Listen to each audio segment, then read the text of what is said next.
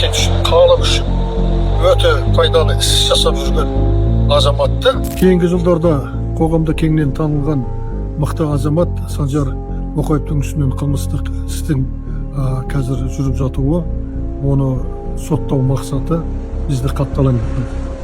Мемлекет үшін, халық үшін өте пайдалы іс жасап жүрген азаматты, былайша айтқанда сыбайласқан жемқорлыққа, құқықсыздыққа, берекесіздікке қарсы жұмыс істеген, соларды әшкерелеген, шашылып жатқан дүниені реттеуге өзінше үлес қосқан, шашылып жатқан деген дүниені мен бекерге айтып отырған жоқпын.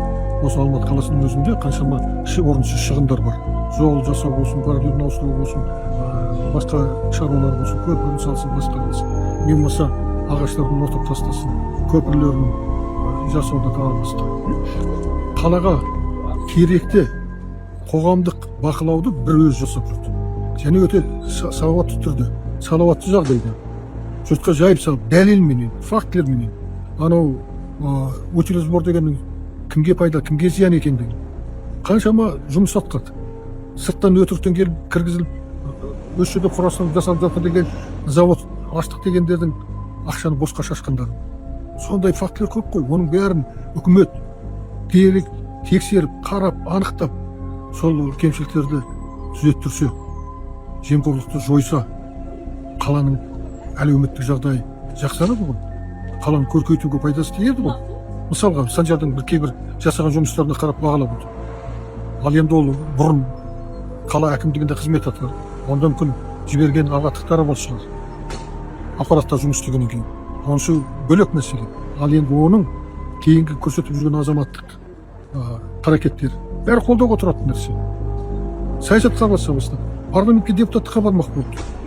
Саяси ұйым, партия құру қажеттігін түсінді және соған кірісе бастады. Ал осындай азаматтарға еркіндік берсе, мүмкіндік берсе, конституцияда, заңдарда көрсетілген құқығын пайдаланып, ол көп шаруаны тындырады.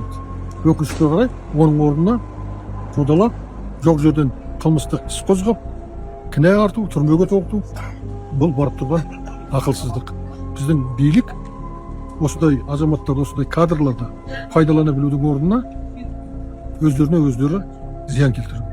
Бір Боқаевтың өзі миллиардтаған теңгені қазынаға қайтаруға, халықтың игілігіне жаратуға жұмыс істеді. Санжар Боқаевқа мен бостандық берілуін талап етемін. Тергеуі болсын, соты болсын, ашық, әділетті жүрсін. Елге қызмет жасайтын азаматтарды қорлауға жол берілмесін.